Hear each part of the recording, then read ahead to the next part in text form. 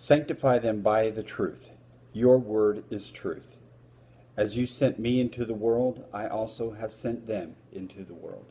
John 17:17 through 18. God will always sanctify you before he sends you. The Father set aside the 12 disciples and made them holy by the truth, his Son.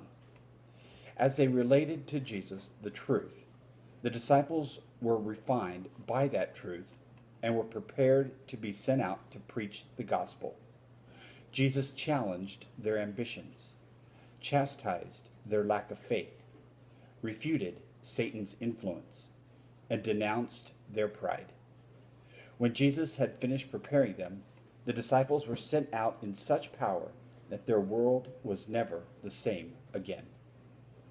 Satan will try to convince you that your sin renders you useless to God.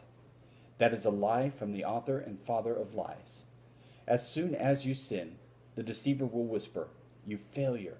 You are now of no use to God."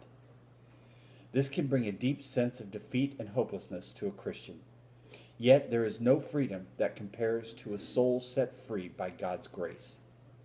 When God's people allow God's truth to realign them to God's will and God's standard, then the power of God will be released through them the same way it was through the first disciples.